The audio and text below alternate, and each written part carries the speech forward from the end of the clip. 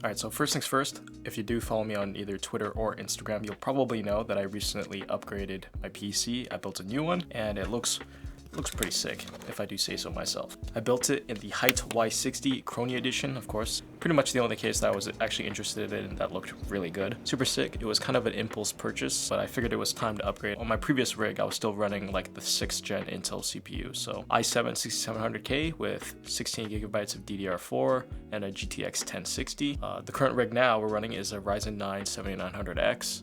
32 gigs of DDR5 and an RTX 3070 Ti. I went with mostly white components just to kind of match the build, and I think it turned out pretty good. So the first thing I picked up was a UCamp phone case because I got a new phone. I personally really like the wallet cases just because I can keep everything in one place. I used to have like a wallet, but then I ended up losing the entire thing twice. 2 separate wallets, by the way. I didn't lose it and then find it and then lose it again. I lost one wallet, bought another wallet, lost that wallet too. So I figured I might as well start using wallet cases because I rarely ever lose my phone. The only downside to this is that if you lose your phone, you kind of lose your wallet at the same time. So it's kind of an iffy thing, but yeah. And it also, it's like slightly too big by like a millimeter or so, which doesn't really bother me too much. I just wish AmiAmi sold bigger cases because this one's just slightly too small. All right, so first thing up here is this package. It is a gift from another YouTuber, the Miyazaki Man on YouTube. He sent this in because he reached out to me via email and asked me if I wanted to appear on his podcast. And normally I don't really do collaborative things with other creators because I usually try to just keep to myself. It's just easier that way. But I ended up recording about 2 episodes with him because the first one had some technical difficulty. So I felt bad, so I recorded the second one, and then he offered to send me a little gift basket as a way of saying thanks, I guess. I told him he didn't really need to, but he insisted, so let's see what he threw in. Oh my goodness. Oh, he even sent me a little note. Hey Ken, Miyazaki Man C here. Enjoy the goodies. Let's have a hell of a 2023. Let's take a look. Looks like he sent me some ramen. From what he told me, it was super spicy. So this Nikkei. Nice, so he sent me a little Nikkei bag. Very cultured mobile game, by the way. If you play it, some people might think you're massively degenerate. Oh, and he sent me another thing. Brown sugar and rich milk. Yeah, so he got me the Fate Ground Order first season official fan book for Masters. Chaldea Ace. Probably the highlight for this book is definitely the artwork that is contained within it. Not bad, super nice. Thanks, C. Next thing, he gave me a Code Geass Lelouch. What is this, a clear file? Yeah, it is a clear file. Even got the cat whisker ones. Respect for geeks. What is this? Code Geass Paper Theater. This is interesting. I have no idea what the heck this is. I don't really want to open it right now because it looks very, very complicated. But it looks like you build some stuff out of the paper that's in here, I think. Last up are the scrolls. So let's see, what is this? Fate Stay Night. Oh, he gave me a Heaven's Feel tapestry. Not bad. I have one of the other ones. Nice. I don't know where I'm gonna hang this because I'm very scarcely out of wall space. So, what is this one? Oh, he sent me a Kaito Kid from Detective Conan. I guess he got this at the Detective Conan cafe. Thanks, man. I appreciate this. By the way, if you can hear family upstairs, I'm sorry, they're kind of screaming right now. Alright, so huge thanks to C for sending this stuff out. Also, I'll leave the podcast episodes down below. I believe he just uploaded the second one yesterday, so, or whenever I get this video. I think I'm gonna be just a tiny bit late. Next up, I'm honestly gonna try to get these out of the boxes first, and then we'll record the unboxings of the figures when I record later, because right now family's over. I don't really want to record when there's so much noise going on upstairs.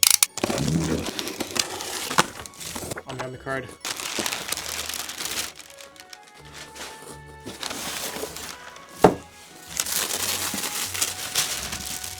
Is Summer Hokusai 1/7 scale saber version. This is one of the figures I have been looking forward to the most because just look how colorful it is. Absolute beauty. But I've heard that she is a bit of a pain in the butt to put together. Last up. AmiAmi card.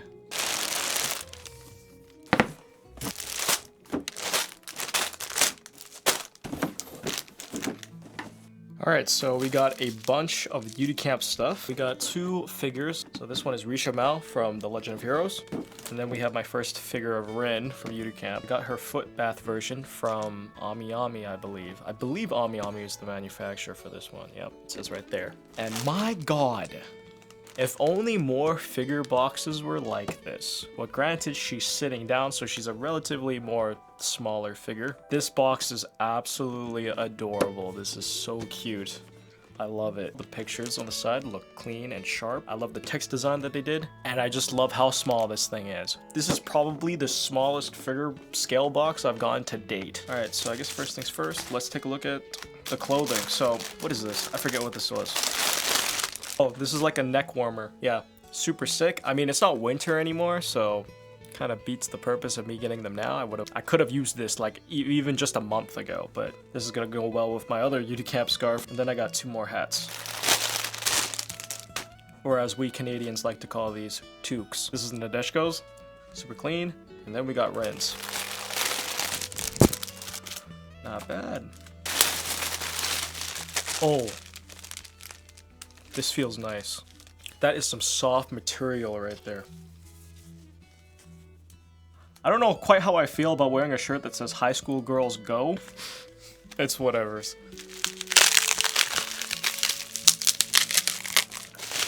It's sort of like the picture thing that I got with Coconut's figure from Nekopara, which was by, I forget the manufacturer.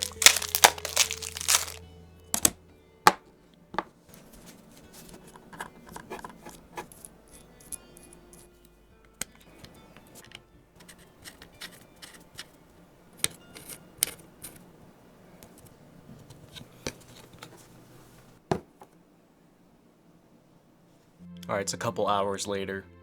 Everyone's gone. It's like 4 AM now. First, we're gonna open Rin. By the way, if it looks like I just woke up, it's because I did. Oh, the inside of the box is pretty nice. A nice orange and blue Yuru Camp theme to it. Oh man. That smell is strong. Alright, so here's the base.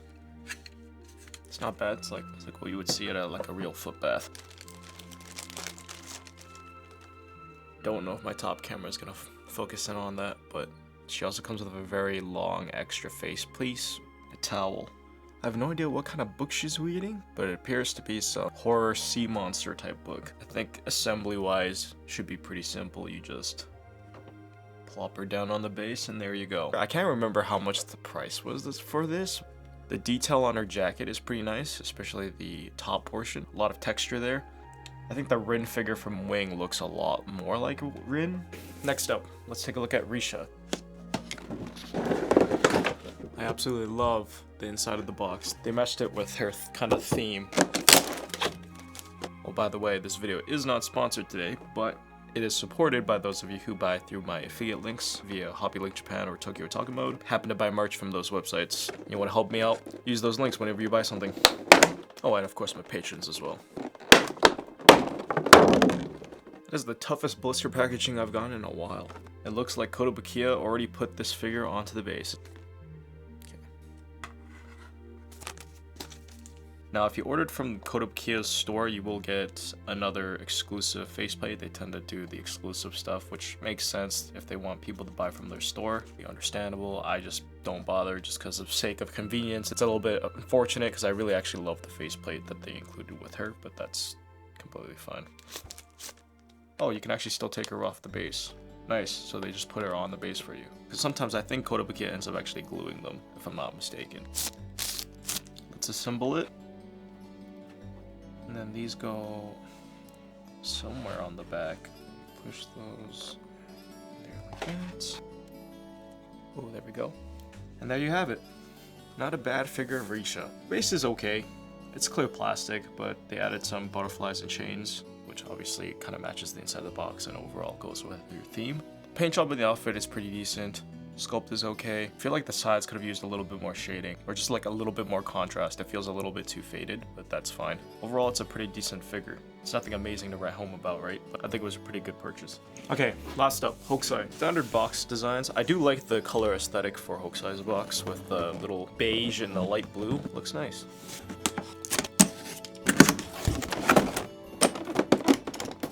Oh no, she comes with so many parts. Ah, this is gonna be a nightmare. Let's take a look at the figure. Her head is removable. Extremely well sculpted hair, I will say. Pristine. Extra strands of hair. Put this thing together. 2 front feet go on the base like this, I'm pretty sure. It's a bit of a tight fit, but you'll be able to get it down. Number 2.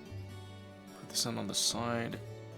It just goes like that. Alright, the next part is probably gonna be the most annoying. Getting the obi in the back.